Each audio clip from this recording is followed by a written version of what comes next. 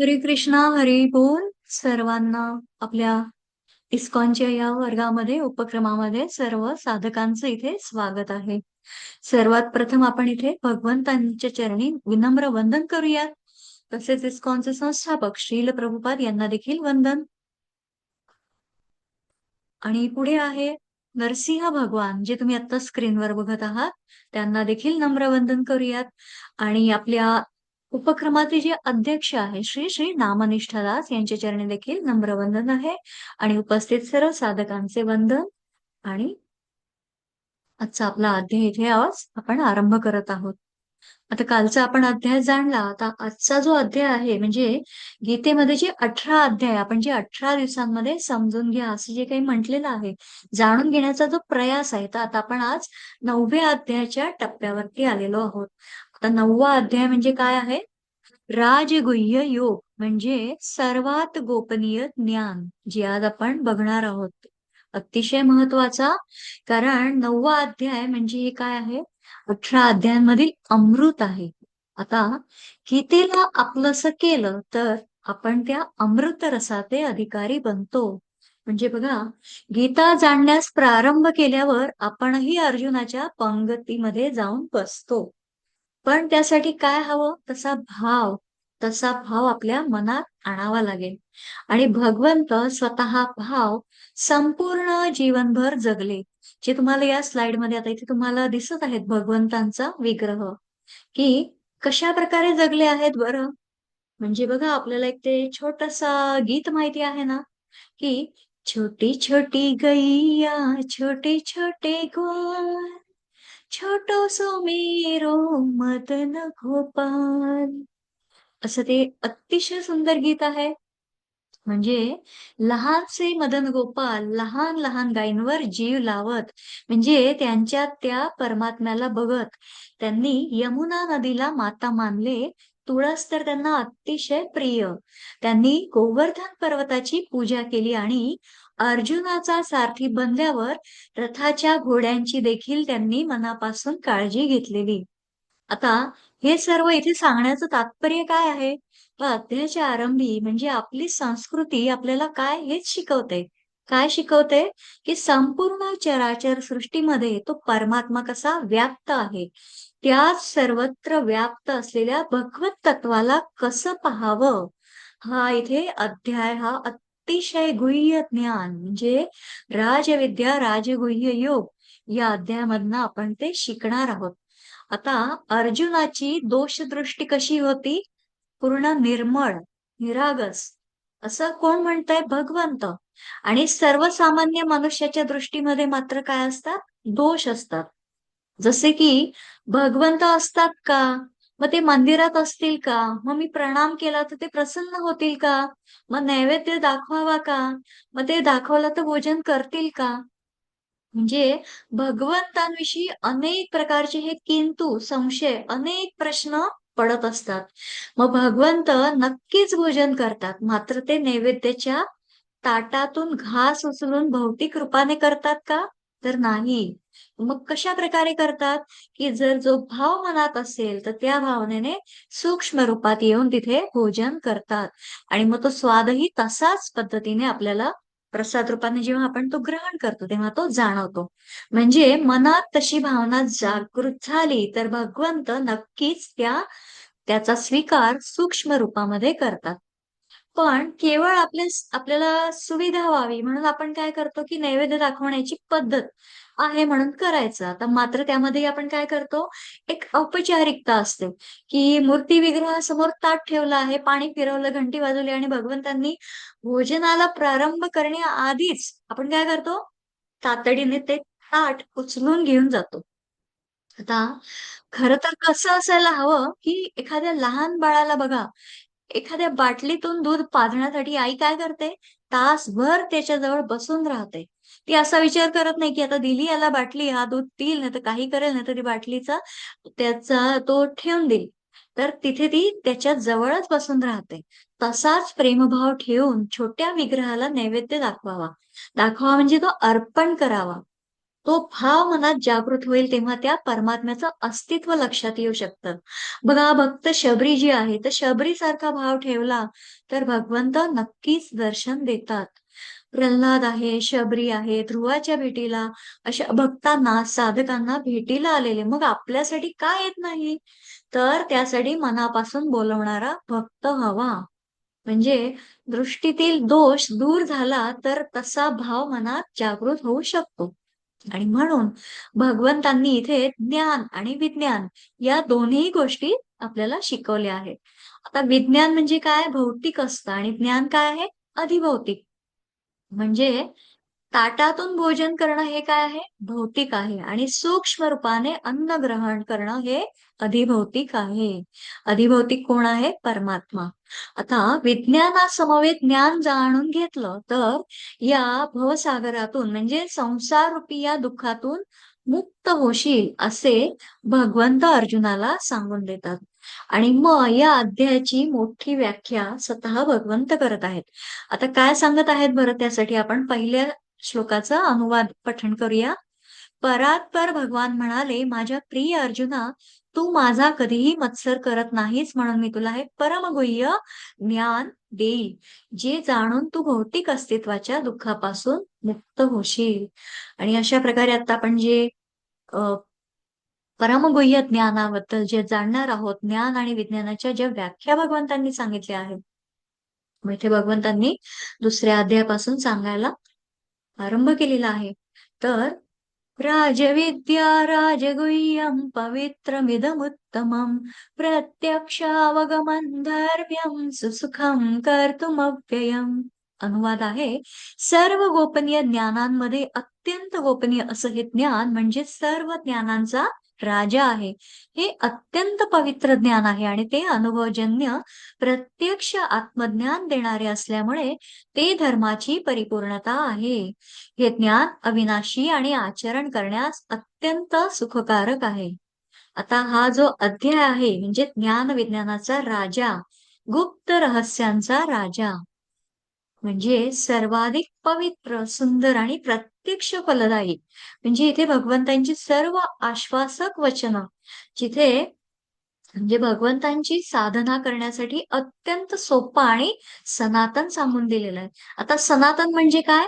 की जे काल जसे होते तसेच आज आहे, उद्याही असेल. आपला धर्म कसा आहे? सनातन. कारण त्याचे ज्ञान जसं काल होतं तसेही उद्याही समान असेल. 5,500 वर्षांपूर्वी सांगितलेली गीता आजही कशी आहे? समर्पक आहे. म्हणजे आजही आपल्या सर्व प्रश्नांची उकल आपल्याला या गीतेमधनं सापडते. आता विज्ञान बदलतं, पण ज्ञान कसं असतं? सनातन, निरंतर. आता बघा, आजकालच्या तांत्रिक युगामध्ये आपण स्मार्टफोन वापरतो. आता 10-15 वर्षापूर्वी आठवून पहा, की बटनांचे मोबाईल होते. त्याआधी काय होतं? त्याआधी देखील आठवून पहा, की लँडलाईन फोन वापरले जायचे. अशा प्रकारे विज्ञान कसं आहे? निरंतर बदलत आहे. कारण ते कसं आहे? परिवर्तनशील. पण ज्ञान मात्र कसं आहे? अविनाशी आहे. आता काळाप्रमाणे त्यात बदल होतो का? नाही. मात्र हे असे अद्भुत सनातन ज्ञान प्राप्त करण्यासाठी एकच अट सांगून दिलेली आहे भगवंतांनी, ती म्हणजे काय? तर मनात श्रद्धेचा भाव असावा आणि भाव तसा नसेल, तर मग पुढे भगवंत काय सांगत आहेत? हे परंतप अर्जुना, ज्यांची या भक्ती मार्गावर श्रद्धा नाही, त्यांना माझी प्राप्ती होऊ शकत नाही. म्हणून या भौतिक जगतामध्ये जन्म मृत्यूच्या मार्गावर त्यांचे पुनरागमन होते. हरे कृष्ण. आता मनात श्रद्धा नसणाऱ्यांना कल्पनाही नसते, की हे ज्ञान हजारो वर्षांच्या परंपरेचे सार आहे. जे आपण पाहिलं होतं मागील 4थ्या अध्यायामध्ये भगवंतांनी कसं विवस्वानाला सांगितलेलं आणि ते अशा प्रकारे कशा 120 दशलक्ष वर्षांपूर्वीचे जे ज्ञान आहे ते आतापर्यंत पर्यंत पोहोचलेलं आहे. तर वेद हे कसं आहे? अपौरुषेय म्हणजे ते कोण्या एकाने लिहिलेलं आहे का? नाही. अनेक ज्ञानी, बुद्धिमान ऋषींनी जे ज्ञान प्राप्त केलं, जाणलं, ज्याचा अनुभव घेतला आणि त्यानुसार ते लिहित गेले. आता महर्षी वेदव्यास यांनी ते संपादित करून काय केलं? 4 वेदांमध्ये विभाजित केलं. आता बघा, या ज्ञानगंगेवर जर विश्वास ठेवला नाही, तर तशीच गत होईल, की जसं एखाद्याच्या घरामध्ये धनाचं भांडार आहे, पण तो काय करत आहे? बाहेर भीक मागत आहे, फिरत आहे त्यामध्ये. आता बघा की बेडकाला चिखलात राहण्यात मजा येते. तेच त्याचं घर असतं. पण भुंगा काय करतो? भुंगा मात्र वरून येतो आणि त्याच चिखलामध्ये उमललेल्या कमळपत्रावर बसून, कमळावर बसून त्याच्यातील पराग सेवन करतो. आता योग्य ठिकाण कोणतं आहे याचा माग काढत तो तिथे पोहोचतो. आता भगवंत देखील आपल्याला इथे तेच समजावत आहेत की योग्य ठिकाण कोणतं आहे? आपण मात्र अहंकारात बुडून काय करतो, की मुखाशी असलेलं अमृत फेकून देतो आणि दूरवर दिसणाऱ्या मृगजळाच्या म्हणजे या भौतिक जगतामध्ये धावत राहतो. आणि मग आता पुढे हरे कृष्ण.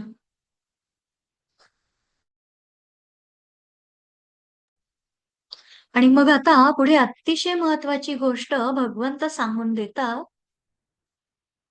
त्याच्यासाठी पुढची स्लाइड पाहूया. की मी माझ्या अव्यक्त रूपाद्वारे हे सर्व जगत व्यापलेले आहे. सर्व जीव माझ्या ठायी आहेत, पण मी त्यांच्या ठायी नाही. म्हणजे बघा, बीजामध्ये पूर्ण वृक्ष सामावलेला असतो. आता मात्र तो बीजामध्ये दिसत नाही. कारण कसं आहे, तो सूक्ष्म रूपात आहे. मात्र त्याचं रोपण जेव्हा केलं जातं, सिंचन करून त्याची काळजी घेतली जाते, तर कालांतराने काय होतं, की त्यामधनं अंकुर फुटून एक दिवस त्याचा काही कालांतराने मोठा वृक्ष बनतो. पण त्यावरती, त्या बीजावरती श्रद्धा हवी. म्हणजे बीजामध्ये वृक्ष आहे हे मान्य नसल्याने मी बीजारोपण करणार नाही असं जर म्हणलं, तर वृक्ष कधी होईल का? त्याची निर्माण होईल का? वाढ मिळेल का? नाही होणार. मग वृक्ष हवा असेल तर विश्वास ठेवून त्याला पाणी, खत टाकावं लागेल. त्यावर मेहनत घ्यावी लागेल. आता जसं समुद्रात लाटा उठतात, उसळतात, तर त्यांना लाटा म्हटलं तरी तो काय आहे? समुद्रच आहे. समस्त सृष्टी त्याचप्रमाणे हे भगवंतांचं प्रकट रूप आहे. मात्र भगवंत त्यापासून विभिन्न आहेत आणि ते सर्व भूतमात्रांमध्ये आत्मरूपात स्थापित आहेत, स्थापन्न आहेत आणि मात्र ते कसे आहे त्यामध्ये लिप्त होत नाही. आता पुढे अजून उलगडा करून सांगितलेलं आहे की तरीही सर्व सृष्टी पदार्थ माझ्यामध्ये स्थित नाहीत. माझे हे योग ऐश्वर्य पहा. जरी सर्व जीवांचा पालन पोषण सर्व व्यापी मी आहे, तरी सुद्धा मी या व्यक्त सृष्टीचा अंश नाही. म्हणजे मीच स्वतः सर्व सृष्टीचे उगमस्थान आहे. म्हणजे बघा, जसा प्रबळ वारा सर्वत्र वाहतो. आता बघा, आपल्या अवतीभोवती हा वारा वाहत असतो आणि नेहमी आकाशात विसावतो. त्याचप्रमाणे सर्व प्राणी माझ्यामध्ये विसावतात. अशा प्रकारे इथे भगवंतांनी आपल्याला उदाहरण सांगून दिलेलं आहे. आणि मग पुढे जाऊन ही संपूर्ण भौतिक सृष्टी माझ्या अधीन आहे. माझ्या इच्छेनेच ती पुन्हा पुन्हा व्यक्त होते आणि माझ्या इच्छेनेच शेवटी तिचा काय होतो? प्रलय होतो. मग हे धनंजया, ही सर्व कर्मे मला बद्ध करू शकत नाहीत. ज्या तटस्थाप्रमाणे मी या सर्व भौतिक कर्मांपासून अनासक्त असतो. हरे कृष्ण. आता ज्याप्रमाणे बघा, दिवा घराला प्रकाश देतो. आता सायंकाळ झालेली आहे, आपण पूजा घरामध्ये भगवंतांच्या विग्रहासमोर दिवा लावतो आणि त्याच्यामध्ये काय होतं, सर्व घरामध्ये देखील आपण दिवे लावतो. मग त्या घरामध्ये म्हणजे आपल्या पूर्ण सर्व घरामध्ये जेव्हा प्रकाश देतो हा दिवा, तर तिथे काय चाललेलं आहे? पाप घडतंय की पुण्य? आता याच्याशी दिव्याला काही घेणं-देणं नाहीये. त्याचप्रमाणे भगवंत इथे सांगून देत आहेत, की सर्व काही माझ्यामुळे घडत आहे, मात्र मी त्यात लिप्त नाही, तर त्यापासून मी अलिप्त आहे. मी त्यात वाहवत नाही. मग उत्पत्ती स्थिती कशी होते? त्यासाठी 10.10 मध्ये भगवंत सांगतात,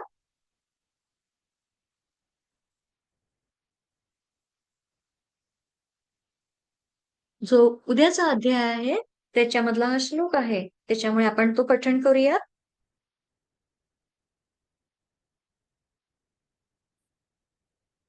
हरे कृष्णा, प्रिंटिंग मिस्टेक आहे. थोडासा 9.10 मधला आहे.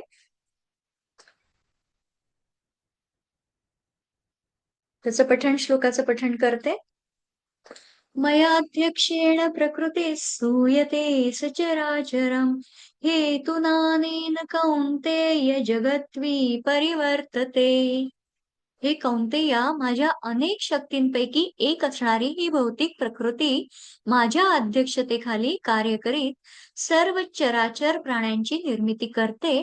तिच्या नियंत्रणाखालीच या सृष्टीची वारंवार उत्पत्ती आणि संहार होतो. हरे कृष्ण. आता याचं एक उदाहरण बघूया, की बघा मिठाच्या कंपनीचे मालक जे असतात, तर ते स्वतः मीठ बनवतात का? नाही. तर त्यांनी ती योजना, तो प्रोजेक्ट, तो प्रकल्प बनवलेला असतो आणि कारखाना सुरू करतात आणि त्यामध्ये जे कारागीर असतात, तर ते काय करतात? ते मीठ बनवतात.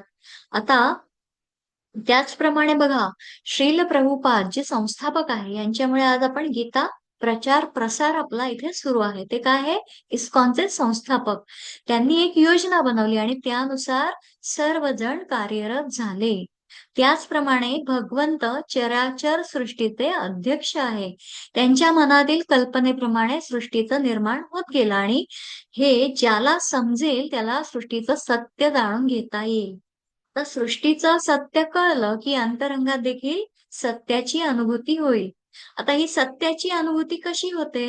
मग हे कोणतं सत्य आहे? आणि या गुह्यतम शास्त्राबद्दल पुढील श्लोकात भगवंत विस्ताराने सांगून देतात.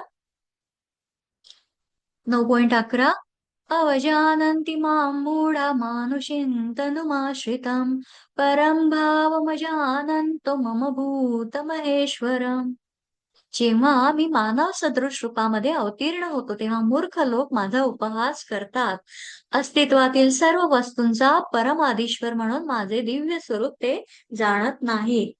म्हणजे इथे भगवंतांनी काय सांगून दिलं आहे, की गुह्यतम शास्त्र जे आपण मनुष्य जन्म घेतला आहे, पण त्यामुळे भगवंतांना देखील आपण त्याच रूपामध्ये पाहतो. म्हणून बघा, सर्व देवी देवता मनुष्य रूपात बनवून त्यांच्या मूर्ती घडवल्या जातात. मूर्ती हे त्या अंतिम गंतव्यापर्यंत मुळात पोहोचण्याचं एक साधन आहे. साधन महत्वाचे आहे, पण मात्र आपण त्यामध्ये अडकून राहणं योग्य आहे का? तिथे भगवंत सांगत आहेत, की नाही. मग त्यासाठी एक उदाहरण सांगते, की बघा जसं आपण पुण्याहून मुंबईला जाण्यासाठी एखाद्या मर्सिडीज गाडीने निघालो आणि रस्त्यात आलेलं एखादं रम्य ठिकाण पाहून त्या गाडीतच रमून बसून राहिलो, तर मग ते उचित ठिकाणी पोहोचू का आपण? नाही पोहोचू शकणार. जर साधनेलाच आपण जर साध्य समजलं, तर कधीच मुंबईला म्हणजे आपल्या उचित ठिकाणी आपण पोहोचू शकणार नाही. आणि अशाच प्रकारे जे तुम्ही स्क्रीनवर बघत आहात, की कशा प्रकारे हा भक्त भगवंतांच्या या मूर्ती रूपातील म्हणजे पितांबरधारी, डोक्यावर मुकुट किरीट मुकुट धारण केलेले नीलवर्ण मुरली मनोहर रूप यामध्येच तो मन रमवतो आणि त्याच रूपाची पूजा करू लागतो. पण हे काय आहे? मात्र केवळ एक साधन आहे आणि म्हणून शेवटी त्या परमतत्वाला जाणून घेणं आवश्यक आहे. आता 15वा अध्याय जेव्हा येणार आहे, तेव्हा आपण ते जाणून घेणार आहोत, की अहम बीज प्रद पिता म्हणजे बीज प्रदान करणारा पिता मी आहे. अशा प्रकारे भगवंत इथे सांगून देतात. आणि मग जे गोंधळलेले मनुष्य असतात, तर ते कसे असतात? त्यासाठी महात्मानस्तु मां पार्थ दैवीं प्रकृतिमाश्रिताः भजन्त्यनन्यमनसो ज्ञात्वा भूतादिमव्ययम्. हे पार्थ, मोहित न झालेले महात्मे जन दैवी प्रकृतीच्या आश्रयाखाली असतात.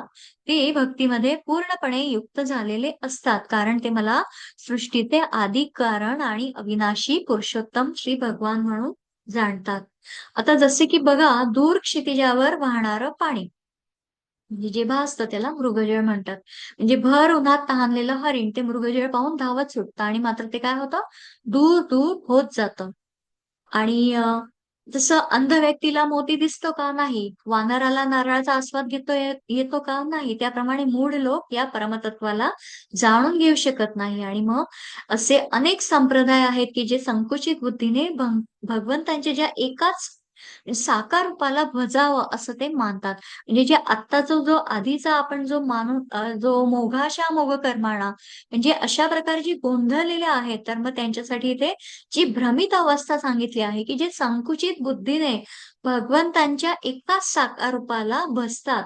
मग एका ठराविक काळापर्यंत हे सर्व ठीक आहे, पण त्यानंतर एक पाऊल पुढे टाकावं लागतं आणि ते काय आहे?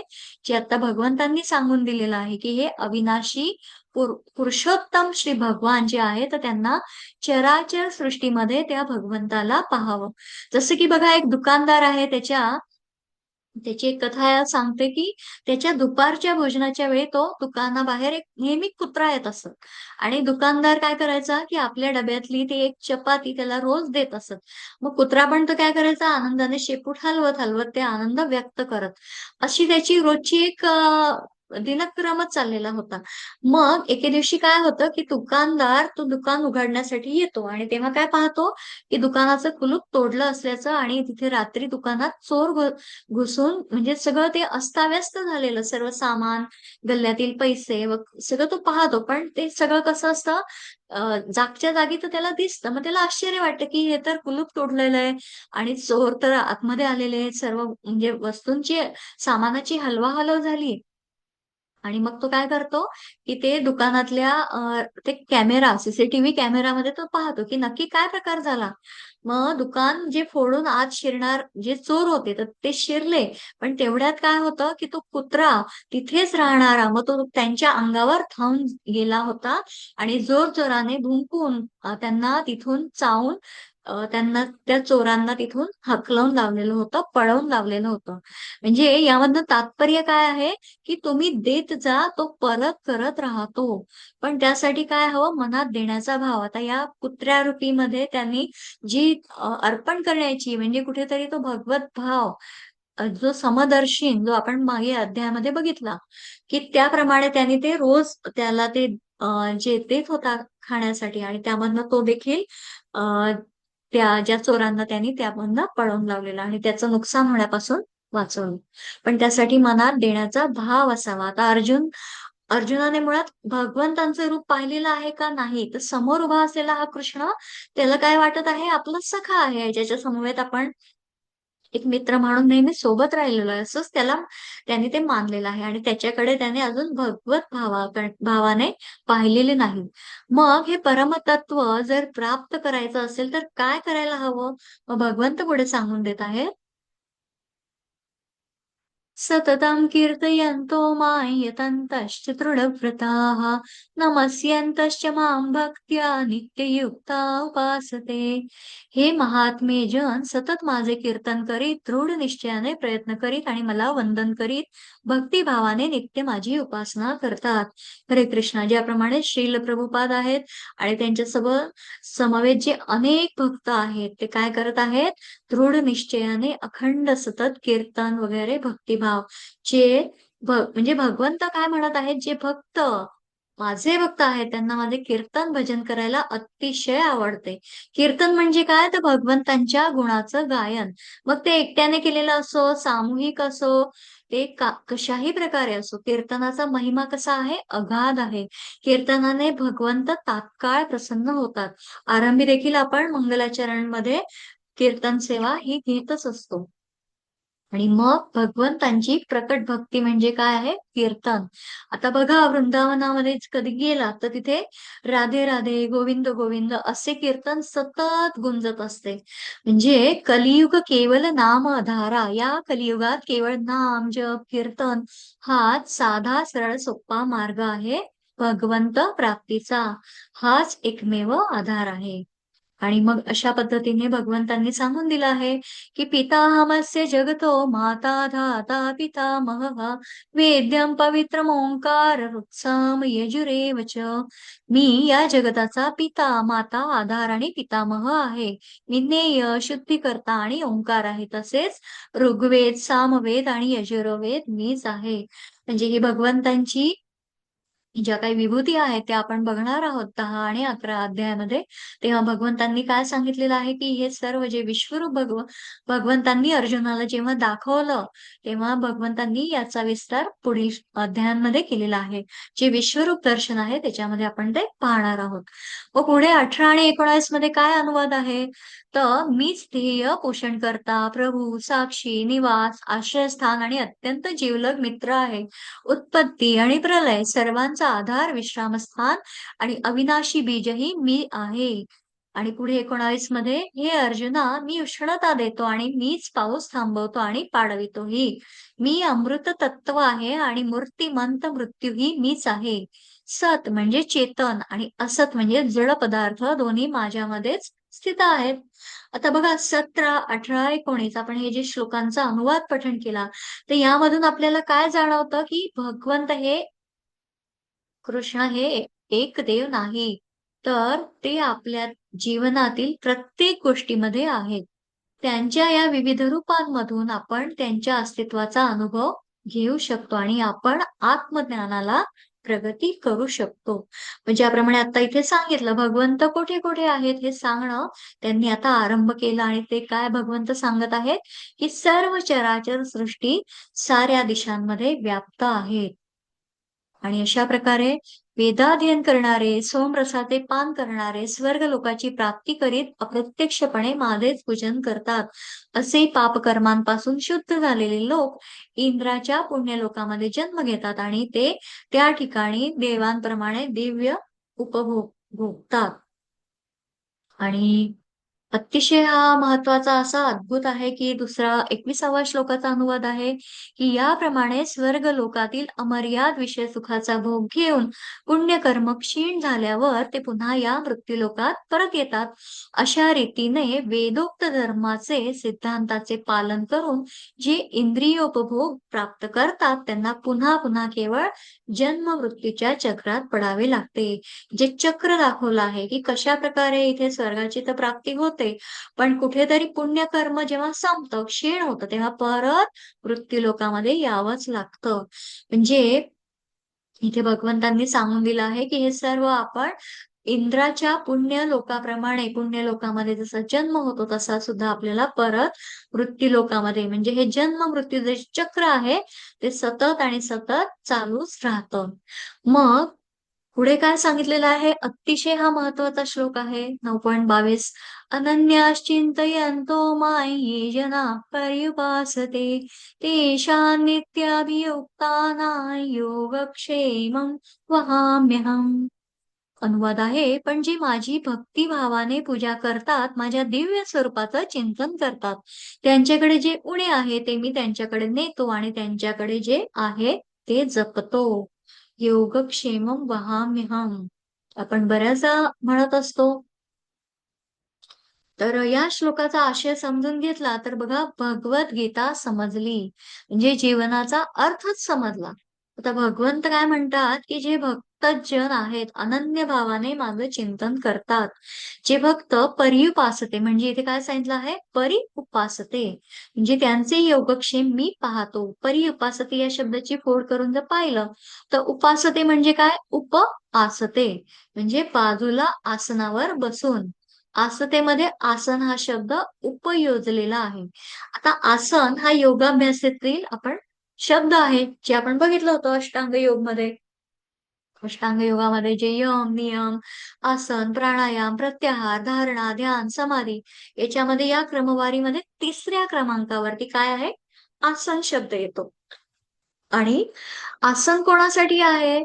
मग कसं आहे? कसं असावं यासंबंधीही मार्गदर्शन केलेलं आहे. आता भगवंत म्हणतात, कोणत्याही आसनात असा, मग ते पद्मासन असो, वज्रासन असो की सुखासन असो, अशा आसन स्थितीमध्ये भगवंतांच्या शेजारी बसून तासनतास भगवंतांचं चिंतन करायचं. आता भगवंत म्हणत आहेत, की ज्या भक्ताचं एक पाऊल माझ्या दिशेने असेल, त्या भक्तासाठी मी स्वतः 10 पावले धावून त्याला भेटतो. म्हणजे त्याच्या योगक्षेमाची काळजी घेतो. जो भक्त ज्या भावाने माझी भक्ती करतो, त्याचे फळ मी त्याला त्या प्रकारेच देतो. म्हणजे भगवंतांनी स्वतः असं आश्वासनच देऊन दिलेलं आहे. तेव्हा छोट्या-छोट्या गोष्टींचं दुःख, त्रास, क्लेश हे करण्याचं सोडून द्यायला हवं. शक्यतो माफ करायला शिकायला हवं. म्हणजे बघा दीपप्रज्वलन करतो तेव्हा आपण कोणती प्रार्थना म्हणतो? शत्रुबुद्धी विनाशाय. आता आपण असं म्हणतो का? शत्रू विनाशाय असं म्हणत नाही आपण. का? तर दीपदेवाला प्रार्थना करायची, की माझ्यामध्ये, माझ्या मनामध्ये असलेली ही दुष्ट बुद्धी, ही विनाश बुद्धी तू काढून टाक आणि माझ्या अंतःकरणामध्ये भक्तीचा शुद्ध प्रकाश भरू दे. माझ्या मनात कोणाबद्दलही शत्रुता नसावी. एखाद्याच्या आनंदात आनंद मानणारा, दुःखात सहभागी होणारा व्यक्ती भगवंतांनाही प्रिय असतो. आणि या उलट दुसऱ्याच्या आनंदाने दुःखी होणारा व्यक्ती कसा आहे, मोक्ष प्राप्ती करून घेऊ शकत नाही. म्हणजे तो काय होतो मग, पुन्हा पुन्हा तो जन्म घेतच राहतो. आता भगवंत इथे म्हणत आहेत, मामनुस्मर युध्यच, म्हणजे युद्धाच्या प्रसंगी माझे स्मरण कर. इथे माम म्हणजे भगवंत. भागवतासारख्या ग्रंथामध्ये बघा, वासुदेव उवाच असा उल्लेख आहे. कोणी भागवतम पठण केलं असेल, श्रवण करत असतील, तर त्यांना हे नक्कीच जाणवेल की तिथे काय सांगितलं आहे, वासुदेव उवाच आहे. पण भगवद्गीतेमध्ये श्रीकृष्णांच्या माध्यमातून भगवंत स्वतः भाष्य करीत आहेत, आणि म्हणून सर्वत्र श्री भगवान उवाच असा उल्लेख आलेला आहे. पण हे जे जाणत नाही, त्यासाठी पुढील श्लोक काय सांगून देतो ते आपण पाहूया.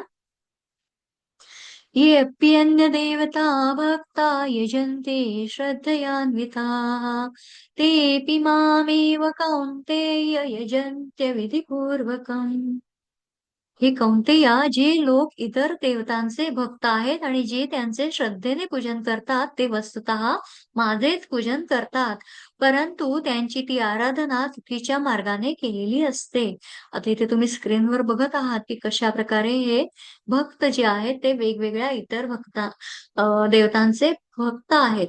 म्हणजे इथे भगवंत म्हणत आहेत की श्रद्धायुक्त अंतकरणाने अन्य देवतांचे पूजन अज्ञपणाने भक्तांकडून झालं, तरी ते माझेच पूजन झाल्यासारखं आहे. का? तर सर्व देवता हे माझेच म्हणजे भगवंतांचंच स्वरूप आहे. फक्त हे पूजन कसं झालं पाहिजे? श्रद्धेने. भगवंत केवळ आपल्या प्रेमाचे, भक्तीचे भुकेले आहेत. जे जे प्राप्त आहे ते तर सर्व भगवंतांनीच दिलेलं आहे. आणि मग अशा मनुष्यांची गती कशा प्रकारे होते? तर त्यासाठी 9.25 मध्ये सांगितलं आहे, यान्ति देवव्रता देवान् पितॄन् यान्ति पितृव्रताः भूतानि यान्ति भूतेज्य यान्ति मद्याजिनोऽपि माम्. जे देवतांची पूजा करतात ते देवतांमध्ये जन्म घेतील. जे भूत आणि आत्मा यांची पूजा करतात ते अशा प्राण्यांमध्ये जन्म घेतील. जे पूर्वजांची पूजा करतात ते पूर्वजांकडे जातात, आणि जे माझी उपासना करतात ते माझ्या बरोबर राहतील. हरे कृष्ण. इथे जे स्क्रीनवर दाखवून दिलेलं आहे की कशा प्रकारे इथे देवांची पूजा करणारे देवांना प्राप्त होतात, पितरांची पूजा करणारे पितरांना प्राप्त होतात, भूतप्रेतांना जे पूजतात ते भूतांना प्राप्त होतात, आणि माझी पूजा करणारे ते मलाच प्राप्त होतात. म्हणजे माझी पूजा करणाऱ्या भक्तांना काय आहे? पुनर्जन्म नाही. कोणाची पूजा करायची याची निवड मात्र, याचं स्वातंत्र्य जे आहे ते भगवंतांनी प्रत्येकाला देऊन दिलेलं आहे. कारण ज्याचा जसा भाव आहे तसा त्याला देव प्राप्त होईल. आता इथे विशेष जी गोष्ट, जी बाब भगवंतांनी सांगितली आहे ती, की भगवंत जे भक्त आहेत, तर जे भगवंतांची उपासना करतात ते भगवत स्वरूपाला प्राप्त होतात, आणि त्यांना पुनर्जन्म घेण्याची आवश्यकता नाही. का? तर त्यांना मोक्ष प्राप्ती झालेली असते. तेव्हा भगवंतांचीच उपासना करण्याचा पर्याय अधिक प्रकारे उच्चच आहे, अधिक योग्य होईल.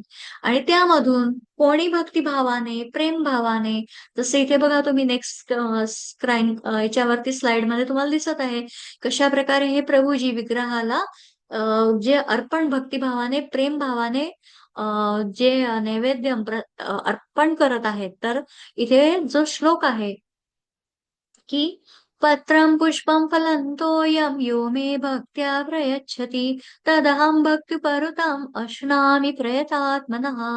जर कोणी मला प्रेमाने आणि भक्तीने एखादे पान, फूल, फळ किंवा पाणी अर्पण केले तर मी ते स्वीकारेन. इथे जो भाव दिसत आहे या प्रभूजींचा, जे स्क्रीनवर तुम्ही बघत आहात, की भगवंत त्याच्यातून काय सांगत आहेत की पान, फूल, फळ, पाणी, केवळ या गोष्टी जो भक्त अत्यंत भक्तिपूर्वकपणे मला अर्पण करतो, कारण हे सर्व काय आहे? भगवंतांनीच निर्माण केलं आहे. आणि त्यांचा हा उपहार म्हणजे मी स्थितप्रज्ञ असलो तरी ते आनंदाने स्वीकारतात. म्हणजे बघा, देवाच्या पूजेला फुलं तोडून आण, तुळशी तोडून आण असं म्हटलं जात नाही. त्याऐवजी काय म्हणतो आपण? फुलं काढ, तुळशी काढ असं म्हटलं जातं. कारण तोडण्यामध्ये काय आहे? क्रौर्य आहे, आणि काढण्यामध्ये माधुर्य आहे. म्हणजे एखादं तुलसीपत्र, एखादं बिल्वपत्र, एखादं फूल देवाला अर्पण करणं म्हणजे ही अत्यंत कोमलतेने, भक्तिभावाने अर्पण करण्याची ही सेवा आहे.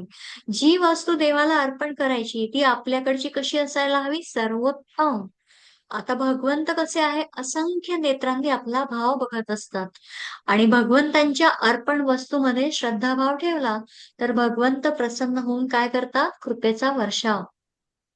आता बघा, भगवंतांना म्हणजे प्रथम जो नैवेद्य अर्पण केला जातो, तर याचं कारण पण काय आहे, की भगवंतांच्या कृपेनेच आज आपल्या घरामध्ये ते अन्न बनवलं जातं, शिजवलं जातं. त्या प्रकारची ती प्रक्रिया केली जाते आणि त्यामुळे त्यातनं कृतज्ञता व्यक्त व्हावी म्हणून हररोज जसा यथामती यथाशक्ती, असं काहीच नाही की अगदी 56 भोगांचाच तुम्ही नैवेद्य अर्पण करा. पण जे काही आहे आता, कारण पत्रम पुष्पम जे काही आहे, असं कोणतंही हे आहे, तुम्ही साधं जल जरी अर्पण केलं तरी भगवंत काय करतात, ते स्वीकारतात. मग भगवंतांची आरती केली जाते. आता आरती म्हणजे आर्त भावाने केलेली भगवंतांची आळवणी. आणि यामध्ये देखील आपला भाव जेवढा शुद्ध, तेवढा आपल्याला समाधान प्राप्त होतं, तेवढी सफलता आपण अनुभवू शकतो. आणि नैवेद्य अर्पण करून घेतलेल्या त्या प्रसादामध्ये शुद्ध सात्विक भाव निर्माण झालेले असतात. आणि म्हणून पुढील स्क्रीन बघूया, त्याच्यामध्ये भगवंत काय सांगत आहे, की यत्करोषि यदश्नासि यज्जुहोषि ददासि यत्तपस्यासि कौन्तेय तत्कुरुष्व मदर्पणम्. हे कुंती पुत्र, तू जे काही करतोस, जे काही खातोस, जे काही अर्पण करतोस आणि दान करतोस, तसेच तू जे काही तपस्या करतोस, ते सर्व मला अर्पण म्हणून करावे. हरे कृष्ण. जसं बघा, आपण या इथे जे दाखवलंय विग्रह, श्रीमती राधाराणी समवेत भगवंत आहेत आणि ज्याप्रमाणे इथे सर्व भक्तगण आहेत, तर मग इथे भगवंतांनी या श्लोकाद्वारे सांगून दिलेलं आहे, की जे जे कार्य करशील ते मलाच अर्पण कर. थोडक्यात सांगायचं झालं तर आपलं सर्वस्व भगवंतांना अर्पण करायचं. म्हणजे बघा, चालत आहोत तर भगवंतांना प्रदक्षिणा करत आहोत, असा भाव हवा. बोलत आहोत तर भगवंतांचे स्तुती मंत्र गात आहोत, असा भाव हवा. झोपी जाणार असू तर तेव्हा आपणच आपल्या ध्यान समाधीमध्ये जात आहोत, असं भगवंतांना सांगावं. म्हणजे उठताना, बसताना, बोलताना, चालताना, स्नान करताना, किंबहुना कोणतंही कार्य करताना भगवंतांचं स्मरण करावं. भगवंतांचं नाम सतत आपल्या मुखावर असावं. प्रत्येक श्वासागणिक भगवंतांचं नामस्मरण असावं. म्हणजे आराध्य देवता कोण आहे याने काहीही फरक पडत नाही. बरेच जण म्हणतात, की मग आम्ही हे नाम घेऊ का, ते घेऊ का, कोणतंही नाम घ्या. सर्व नामांचा परिपाक स्वरूप जे काय आहे, तर ते परमस्वरूप, ते परमतत्व आहे. म्हणून चाहे कृष्ण कहो चाहे राम, सबसे सुंदर है वो नाम. जे नामामधलं जे सामर्थ्य आहे ते अतिशय प्रभावी आहे. म्हणजे राम म्हणा, कृष्ण म्हणा, पण कसं म्हणा, भक्तिभावाने. आता भगवंत कसे आहेत बरं, तर त्यासाठी पुढील श्लोक आहे. हरे कृष्ण. माईक कोणाचा चालू आहे?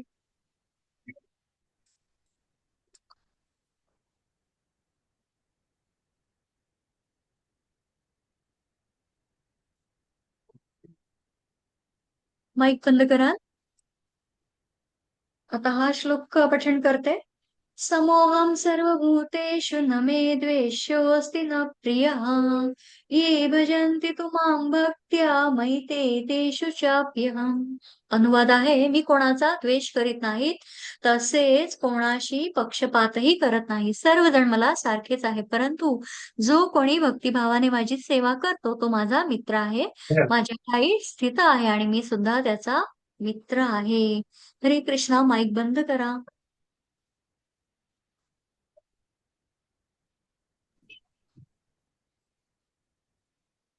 माईक थोडा वेळ बंद करा.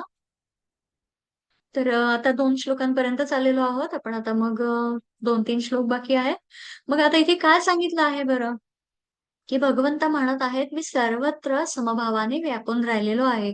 मला कोणीही अप्रिय नाही, तसंच अतिप्रियही नाही. सर्वांसाठी मी समभावानेच असतो. जे भक्तिभावाने, प्रेमाने मला भजतात, माझी उपासना करतात, त्यांच्यातच मी असतो आणि तेही माझ्यातच असतात. मी त्यांच्या हृदयातच असतो. म्हणजे किती उदारता इथे तुम्ही स्क्रीनवर बघत आहेत, की कशा प्रकारे भगवंतांनी भक्ताला अतिशय म्हणजे इथे समभावाने जे उपासना करतात, तर तेच त्यांना आपले मित्र मानतात. अशा प्रकारे इथे सांगून दिलेलं आहे. मग पुढील श्लोकामध्ये भगवंत काय सांगून देत आहेत? समोहम सर्वभूतेषु न मे. हरे कृष्ण.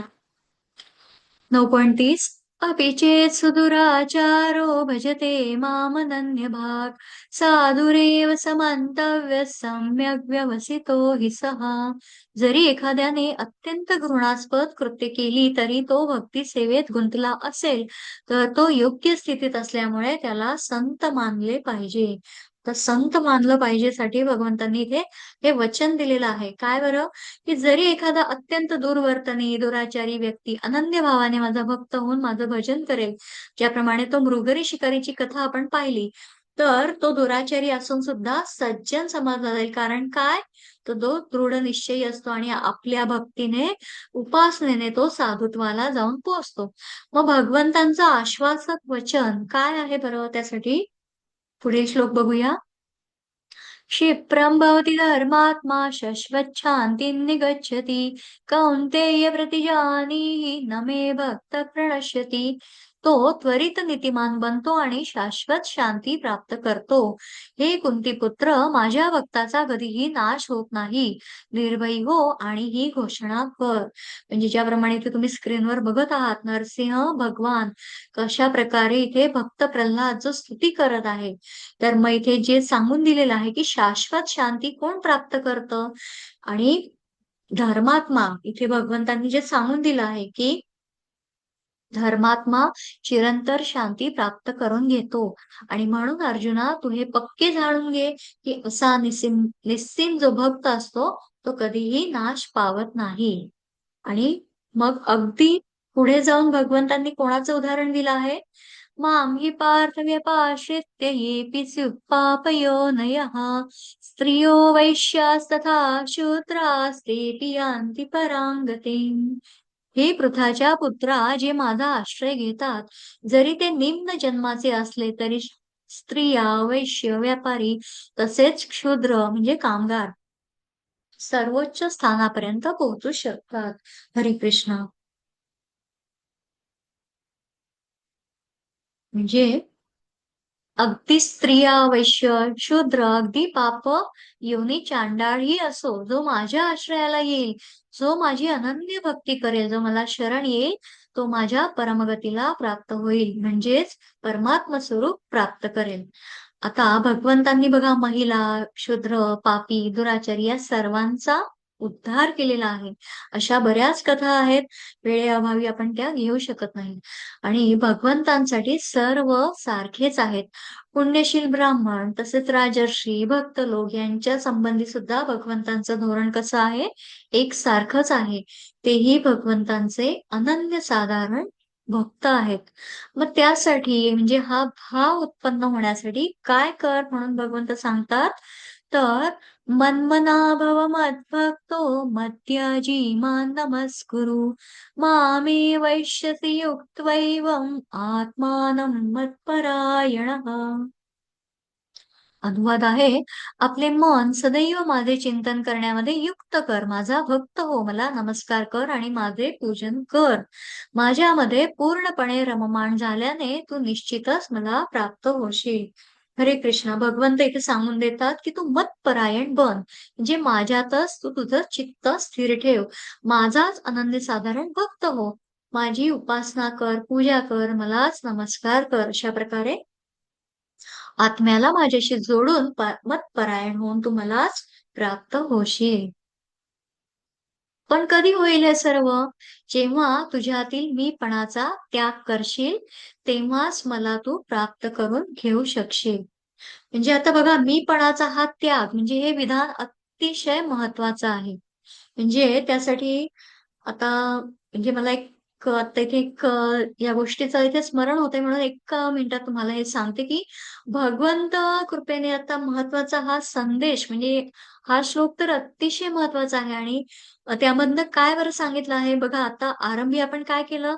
विग्रहांना प्रणाम करत, वंदन करत करत त्यामध्ये नरसिंह भगवान हे देखील विग्रह आपण पाहिलं आणि त्यांना देखील प्रणाम केला. आता नरसिंह भगवान हे सत्ययुगामध्ये प्रगट झालेले विष्णूचे रूप मानलं जातं. आणि ते कसे आहे? अर्धे मनुष्य अवतार आणि अर्धा सिंह या स्वरूपामध्ये अवतरलेले. तर याप्रमाणे ते अवतार केला त्यांनी, धारण केला आणि हिरण्यकश्यपू नावाच्या राक्षसाचा वध केला आणि काय धर्माची पुनरुस्थापना केली. असं आपल्याला पुराणांमध्ये आपण ते जाणून घेतो. आता बघा बरेच जण मला विचारतात, की कलियुगामध्ये आता सत्य, त्रेता, द्वापार याच्यामध्ये राक्षसांच्या कथा येतात. मग कशाप्रकारे भगवंतांनी वध केला, त्यांचा विनाश केला, मग धर्माची स्थापना केली. मग कलियुगामध्ये राक्षस कोण आहे?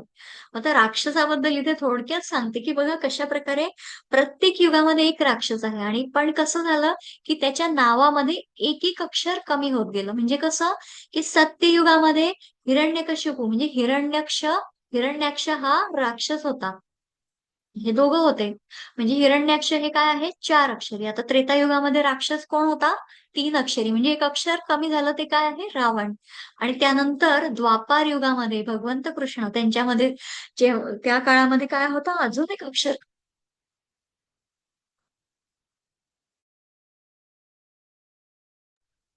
हरे कृष्ण. त्यामध्ये अजून एक अक्षर कमी झालं, तर तो राक्षस कोण होता बरं? तर कंस. आणि आता कलियुगामध्ये कोण राक्षस आहे? तर विचार केला तर एकच अक्षर उरलं आहे आणि ते अक्षर म्हणजे काय आहे? मी. अहम म्हणजे मीपणा. म्हणजे भगवंत म्हणून इथे सांगतायत, की जेव्हा तुझ्यातील हा एकच अक्षर जे आहे, म्हणजे मी रूपी जो राक्षस आहे त्याचा म्हणजे अहंकाराचा, म्हणजे बघा मी, माझं, मला, माझ्याकडून सर्व काही मीच आहे. हा जो मी जो राक्षस आहे, अहमपणाचा, तर त्याचा जर त्याग करशील, तर तेव्हाच मला प्राप्त करून घेऊ शकशील. म्हणजे भगवंत कलियुगामध्ये सांगून देतात, की हा जो मी आहे तो राक्षस आहे आणि त्याचा नाश तुला माझ्यासाठी त्याग करून, त्याला सोडून, त्याचा नाश तुला करून तिथे माझ्यात मतपरायण व्हायचं आहे. हे मतपरायण हे अतिशय महत्वाचं आहे. त्यासाठी हा अतिशय सखोल संदेश आहे. थोडक्यात सांगण्याचा प्रयत्न केलेला आहे, पण वेळेअभावी तरी ठीक आहे. आपल्यापर्यंत तो निश्चित पोहोचला असावा. आता आजच्या या 9व्या अध्यायाचा सारांश काय आहे? तर बघा जीवनातील साधी कर्म करणं, साध्याच क्रिया त्या भगवंताला देणं, अर्पित करणं म्हणजे जीवनामध्ये काय सामर्थ्य येईल आणि मोक्ष आपल्याला प्राप्त होईल. आता कर्म करायचं आणि त्याचं फळ न टाकता ते भगवंतांना अर्पण करायचं असा हा राजयोग सांगून दिला आहे. म्हणजे बघा कर्मयोगाच्याही एक पाऊल पुढे आपण आज ते जाणून घेतलं. कर्मयोग आतापर्यंत जे काही पाहिलं, तर त्याच्यामध्ये काय पाहिलं, की कर्म करा आणि फळाची अपेक्षा टाकून द्या. आता फळाची आशा धरू नका. आता इथे काय सांगितलं आहे, की राजयोग काय म्हणत आहे, कर्माची फळं टाकू नकोस. तर ती सर्व कर्म कर काय, भगवंतांना अर्पण कर. कारण ती फुलं जी कर्मरूपी फुलं आहेत, ती पुढे नेणारी काय आहे? साधन आहेत. म्हणजे एकीकडून कर्म, दुसरीकडून भक्ती असा सुंदर मेळ जो गुंफून जीवन सुंदर करीत जाणं. म्हणजे प्रत्येक कर्माचं फळ टाकायचं नाही, तर ते भगवंतांशी जोडायचं. म्हणजे कर्मयोगामध्ये तोडलेलं फळ हे राजयोगामध्ये जोडलं जातं. पेरलं आणि फेकून दिलं, तर यात फरक आहे. म्हणजे पेरलेलं थोडंही अनंत पटीने भरभरून मिळतं आणि फेकलेलं काय होतं? तसंच जातं, वाया जातं आणि म्हणून भगवंतांना जे कर्म अर्पण केलं जातं ते पेरलं जातं आणि त्यामुळे जीवनात अपार आनंद भरला जातो. अपार पवित्रता येते आणि अशा प्रकारे हे अतिगुह्यतम ज्ञान इथं विराम पावते. इति नवमोऽध्यायः. हरे कृष्णा हरी बोल.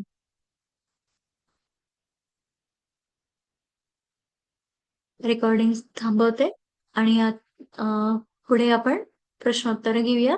हरे कृष्णा हरी बोल.